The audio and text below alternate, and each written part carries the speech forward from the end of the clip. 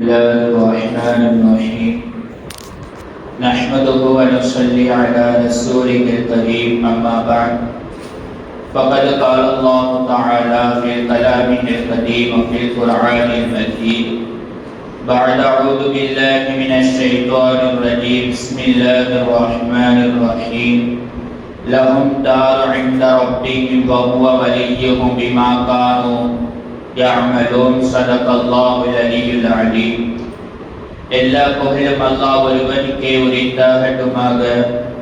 அவனால் அனுப்பப்பட்ட கண்மணி நாயகம் ரசூலுல்லாஹி ஸல்லல்லாஹு அலைஹி வஸல்லம் அவர்கள் மீதும் அவர்களினுடைய வாழ்க்கையை பின்பற்றி வாழ்ந்த உத்தம சத்திய சஹாபாக்கள் நல்லோர்கள் வலிமார்கள் குறிப்பாக இத்தருணத்தில் அமர்ந்திருக்கும் கேட்டுக்கொண்டிருக்கும் நம் அனைவர்கள் மீதும் அல்லாஹ்வினுடைய சாந்தியும் சமாதானமும் என்றென்றும் என்றும் நிலவட்டுமாக. ஆமீன். கண்ணியத்துக்குரிய முஃமின்களே, இந்த உலகத்தில் வாழ்ந்து கொண்டிருக்கக்கூடிய நாம் நம்முடைய வாழ்வு எப்படி இருக்க வேண்டும் என்கின்ற ஒரு ஆசையுடனும் எதிர்பார்ப்புடனும் வாழ்ந்து கொண்டிருக்கின்றோம். வாழ்கிற பொழுது எந்த ஒரு கஷ்டமும் இல்லாமல் உடுத்துவதற்கு நல்ல ஒரு ஆடையும், இருப்பதற்கு ஒரு நல்ல ஒரு வீடும், சாப்பிடுவதற்கு நல்ல ஒரு உணவு வேண்டும் என்கின்ற ஆசை ஒவ்வொரு மனிதருக்கும் இருக்கின்றது. அதே நாம் மரணிக்கிற பொழுது நம்முடைய மரணம் இப்படிதான் இருக்க வேண்டும் என்கின்ற ஒரு ஆசையுடன் நாம் இருக்கிறோமா என்பதை நாம் சிந்தித்து கடமைப்பட்டிருக்கின்றோம். நம்முடைய மரணம் எப்படி இருக்க வேண்டும் என்கின்ற ஒரு ஆசையுடன் நாம் வாழ்கிற பொழுது நம்முடைய வாழ்வு மிகவும் அழகானதாக, தக்குவா உடையதாக, அல்லாஹ்வினுடைய பொருத்தம் பெற்றதாக இருக்கும் என்பதில் எந்த ஒரு சந்தேகமும் இல்லை. கண்ணியத்துக்குரிய முஃமின்களே, வலிமார்கள் அல்லாஹ்வினுடைய பொருத்தத்தையும் அவர்களினுடைய வாழ்வு சிறப்பாக அமைவதற்கு மிகவும் முக்கியமான ஒரு காரணம் என்பது அவர்களினுடைய மரணம் எப்படி இருக்க வேண்டும் என்பதை அவர்கள் முடிவு செய்கிறார்கள். நான் தொழுகை நிலையில் மரணிக்க வேண்டும், சஜ்தா செய்யக்கூடிய நிலையில் நான் மரணிக்க வேண்டும், குர்ஆன் ஓதிக்கொண்டு இருக்கக்கூடிய நிலைமையில், நோன்பு வைத்த நிலைமையில், மதீனாவில், மக்காவில் போன்ற புனிதமான இடங்களில் இருக்கிற பொழுது நான் மரணிக்க வேண்டும் என்கின்ற பல ஆசையுடன் வாழ்ந்து கொண்டு இருப்பவர்கள் தான் வலிமார்கள். அப்படியெல்லாம் நமக்கு ஆசை இருக்கிறதா என்பதை நாம் இந்த நேரத்தில் சற்று சிந்தித்து பார்க்க கடமைப்பட்டு இருக்கின்றோம்.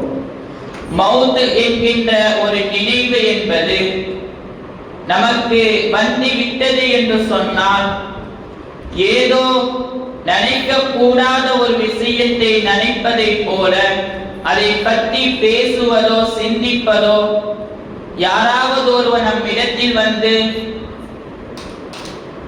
நான் எவ்வளவு நாள் இருப்பேன் என்று தன்னுடைய மரணத்தை பற்றி பேசுகிற பொழுது நாம் சொல்லுவோம், ஏப்பா இந்த நல்ல நாள் அதெல்லாம் பத்தி பேசுற, அப்படி என்கின்ற ஒரு விஷயத்தை போன்று மௌத் என்கின்ற ஒரு நிலைமை மாறிவிட்டது. ஆனால் நஃபீசத்துல் மிஸ்ரியா ரஹ்மத்துல்லாஹி அலைஹி அவர்களினுடைய வாழ்க்கை வரலாறை நாம் எடுத்து பார்க்கிற பொழுது அவர்களினுடைய முடிவு என்பது அவர்கள் நினைத்தது போன்றே இருந்தது என்பதாக வரலாற்று ஆசிரியர்கள் நமக்கு சொல்லித் தருவார்கள்.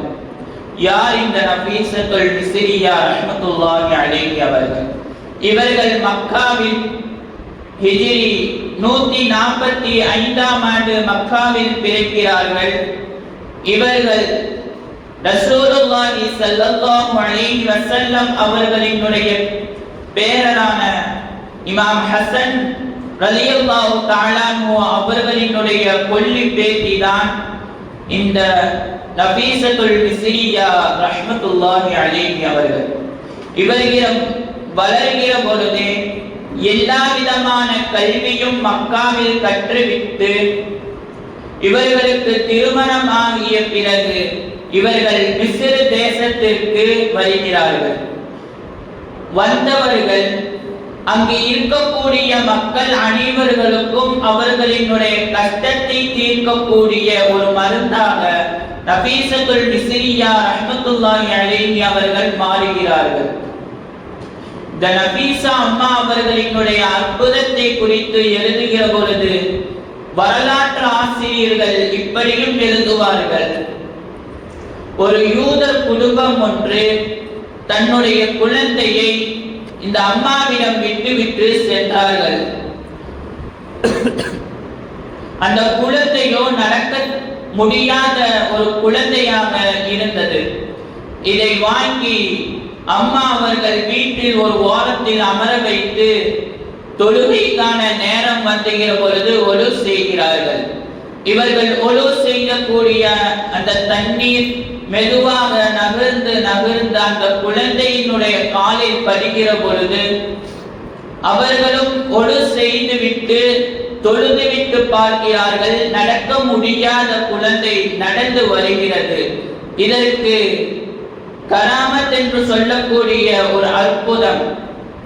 வலிமார்களினுடைய பார்வை பட்டால் அது ஒரு அற்புதம்.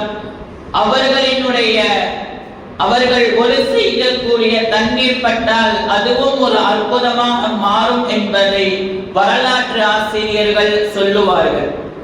இவர்களினுடைய வாழ்வு நாளில் 330 முறை ஹஜ் செய்திருக்கிறார்கள். அதில் பல முறை நடந்தே சென்று இருக்கிறார்கள் என்பதாக நபீசத்துல் மிஸ்ரியா ரஹ்மத்துல்லாஹி அலைஹி அவர்களினுடைய வாழ்க்கை வரலாறை எழுதுவார்கள். இவர்களினுடைய மரணத்தை குறித்து நாம் பார்க்கிற பொழுது நமக்கே மிகவும் ஆச்சரியமாக இருக்கும்.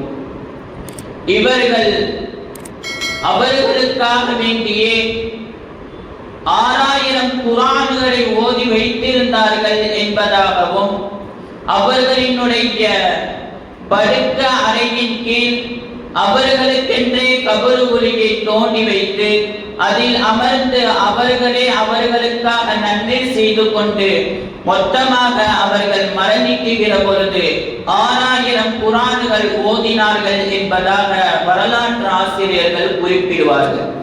முஃமின்களே, நாம் இந்த நேரத்தில் நாம் சிந்தித்து பார்க்க வேண்டும். அடுத்தவர்களுக்காக குர்ஆன் ஓதக்கூடிய நாம், நம்முடைய உறவினர்கள், நம்முடைய குடும்பத்தினர்கள் மரணித்து விட்டால் அவர்களுக்கு வருஷ பாத்தியா என்று வருடத்திற்கு ஒரு முறை வருகிற பொழுது அவர்களுக்காக நாம் குர்ஆன் ஓதக்கூடிய நாம், நமக்காக, நம்முடைய கபருக்காக, நம்முடைய மறுமைக்காக எத்தனை குர்ஆனை நமக்கு நாம் ஓதி வைத்திருக்கின்றோம் என்பதை சற்று சிந்தித்து பார்க்க கடமைப்பட்டிருக்கின்றோம். 60 வயது 70 வயது ஆனவர்களும் சரி, சிறு பிள்ளையாக இருந்தாலும் சரி, சற்று சிந்தித்து பார்க்க வேண்டும். என்னுடைய வயது, உதாரணத்திற்கு சொல்ல வேண்டும் என்று சொன்னால், என்னுடைய வயது 35 என்று சொன்னால் நான் எத்தனை குர்ஆன்கள் இதுவரைக்கும் எனக்காக வேண்டி நான் ஓதி இருக்கிறேன் என்பதை நாம் சற்று சிந்தித்து பார்க்க கடமைப்பட்டிருக்கின்றோம். ஏனென்றால் ரசூலுல்லாஹி ஸல்லல்லாஹு அலைஹி வஸல்லம் அவர்கள் சொல்லுவார்கள், நீங்கள் ஓதக்கூடிய குர்ஆன் நாளை மறுமை நாளில் உங்களுடைய சிபாரிசுக்காக வரும் என்பதாக ரசூலுல்லாஹி ஸல்லல்லாஹு அலைஹி வஸல்லம் அவர்கள் சொல்லுவார்கள். இவர்களினுடைய மரணத்தை குறித்து நாம் பார்ப்போமே ஆனால், இவர்களினுடைய கடைசி காலம் மருத்துவரோ சொல்லிவிட்டார்கள், நீங்கள் நோன்பு வைத்தால் உங்களுக்கு உடல் பலவீனம் ஏற்படும் என்பதாக சொல்லிவிட்டார்கள். ஆனால் அவர்கள் அதையும் கேட்காமல், நான் நோன்பு வைத்துதான் என்னுடைய உயிர் போக வேண்டும் என்று சொன்னால் அப்படியே ஆகட்டும் என்பதாக நோன்பை வைத்தார்கள். கடைசி காலகட்டம் 15 நோன்புகள் வைத்தார்கள். பிறை 15 குர்ஆன் ஓதிக்கொண்டு இருக்கும் பொழுது லஹும் தாரு இன்த ரப்பிஹிம் வஹுவ வலியுஹும் பிமா கானூ யஅமலூன், என்கின்ற ஆயத்தை ஓதிக்கொண்டே இருக்கிற பொழுது அவர்களினுடைய கண்கள் மேலே சென்றதாம்.